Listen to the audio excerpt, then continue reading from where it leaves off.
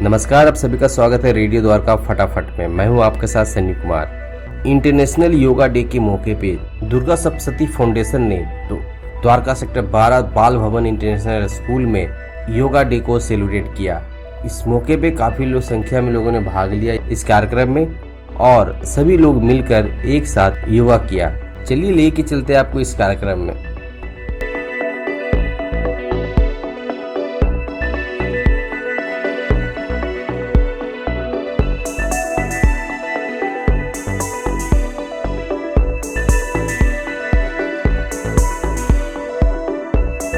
आज क्योंकि योगा दिवस कल है और उससे पहले जो पूर्ण संध्या पे ये कार्यक्रम और इतना भव्य कार्यक्रम किया गया, तो दुर्गा फाउंडेशन और उनको सभी जो उनके कार्यकर्ता हैं उनको बहुत बहुत धन्यवाद और आभार करना चाहूँगा कि आज के इस बिजी शेड्यूल में जो दूसरों के लिए जीने के लिए पसंद नहीं करते और उसके लिए आज दूसरों के लिए जो जी रहे हैं, जो इस योगा दिवस पे इतना सुंदर कार्यक्रम किया गया है, उनको बहुत बहुत शुभकामनाएं। विधायक जी, जिस तरीके से देश में लोग बीमारियों से ग्रस्त हो रहे हैं, उसको लेकर योगा का कितना महत्व है, क्योंकि प्रधानमंत्री नरेंद्र मोदी भी योगा को लेकर काफ़ी अवेयर करते हैं। देखिए, योगा दिवस आज सिर्फ एक भारत का त्यौहार नहीं, भारत का एक फेस्टिवल नहीं है, ये फेस्टिवल आज पूरे अंतर्राष्ट्रीय देश का है और सभी ब्रह्मांड में कल योगा दिवस सुबह बनाया जाएगा और शाम तक ये कार्यक्रम चलेगा। क्योंकि आप देख रहे हैं आज भी एक दिन पहले ये कार्यक्रम किया गया है। तो ये जो कहते हैं ना कि मानसिकता सकारात्मक सोच से जो जोड़ने का काम आदरणीय प्रधानमंत्री जी ने किया है, उनके लिए सभी देशवासी शुक्रगुजार है। देशवासी उनका धन्यवाद करते हैं कि आज के इस अंतर्राष्ट्रीय योग दिवस पे जो पूरे देश में एक भारत की छवि बदल रही है, उसके लिए उनका आभार और धन्यवाद। जीवन के लिए योग ही सबसे महत्वपूर्ण है। अंतर्राष्ट्रीय योग दिवस कल 21 जून को हम 11वां अंतर्राष्ट्रीय योग दिवस मनाने जा रहे हैं और आज हम 20 जून को दुर्गा फाउंडेशन ने जो ये अंतर्राष्ट्रीय योग दिवस द्वारका के अंदर बाल भवन स्कूल में संध्या जी के नेतृत्व में यहाँ पे मनाया गया और यहाँ पर द्वारका के हजारों की संख्या में लोग यहाँ पे आए और योग करो, योग रहो निरोग। हमारे मोदी जी ने आके अंतर्राष्ट्रीय योग दिवस जैसे 21 जून को पूरे देश में लागू किया और मना रहे। सभी लोग योग करेंगे तो स्वस्थ रहेंगे। तो यही हम लोगों से अपील करते हैं, सुबह सवेरे जो सूर्य अस्त होने से पहले हम योग करें और स्वस्थ रहें। इसी के साथ सभी की मंगल कामना करते हैं। लोग योग करें और स्वस्थ रहें। दुर्गा सप्तशती का मेन उद्देश्य रहता है परिवार की तरह लोगों को जोड़ने का, और सबसे बड़ा है कि अंडर प्रिविलेज बच्चों पे हम जो काम करते हैं उनको हर तरह से उनका विकास किया जाए।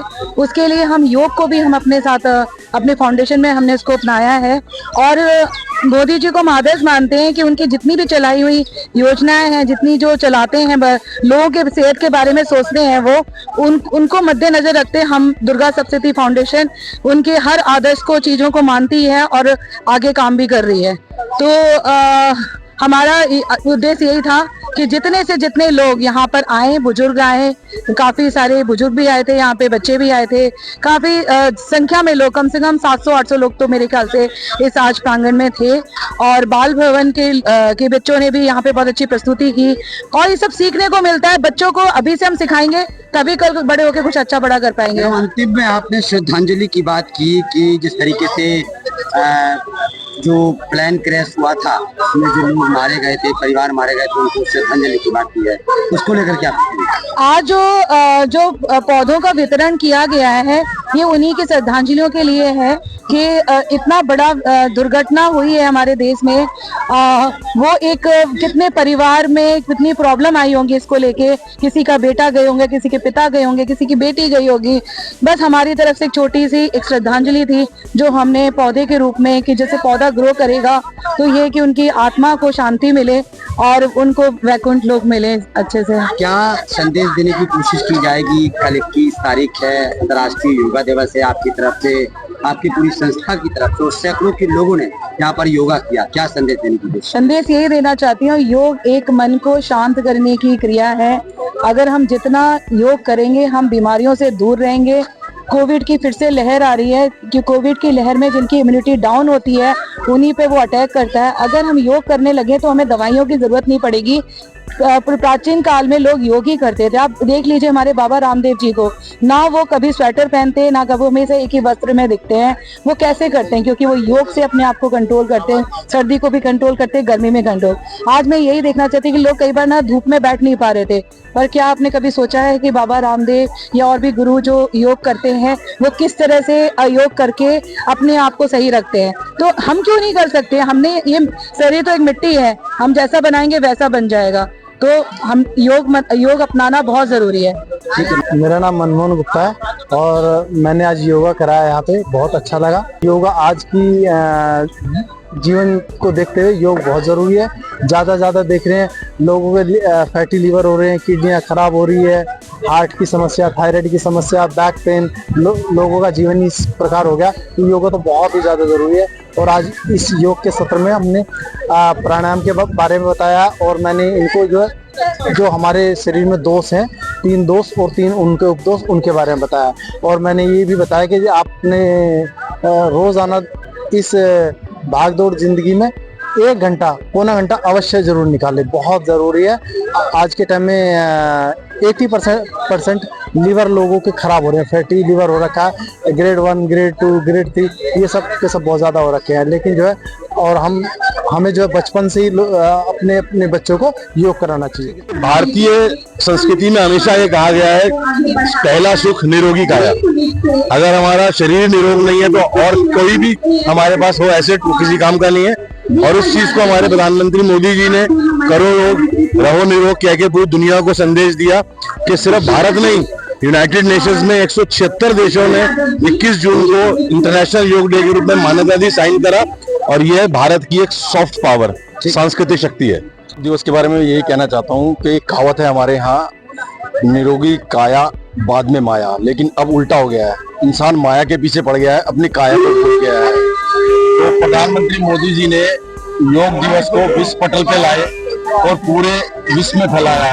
ये हमारे देश की ऐसी धरोहर है योग, जिससे आप बिल्कुल निरोगी रह सकते हैं। बट इसके लिए आपको निरंतर इस पे काम करना पड़ेगा, निरंतर योग करना पड़ेगा। एक दिन योग दिवस मनाने से नहीं चलेगा। तो मैं यही कहूंगा सब देशवासियों से, योग करें, स्वस्थ रहें, माया भी चाहिए और उससे पहले काया चाहिए निरोगी। ये प्रोग्राम रखा है दुर्गा सप्तशती फाउंडेशन ने, बहुत ही अच्छा कार्यक्रम रहा, बहुत भव्य कार्यक्रम रहा। सभी को इसकी योग दिवस की बहुत बहुत शुभकामनाएं और उम्मीद करते हैं आगे भी इस तरह के कार्यक्रम होते रहेंगे। बहन जी अक्सर जो है ना, द्वारका में किसी तरह के कोई कार्यक्रम हो, आगे बढ़ चढ़ के उसमें हिस्सा लेते हैं, भाग लेते हैं और हमारी तरफ से भी पूरा सहयोग आगे भी रहे। धन्यवाद।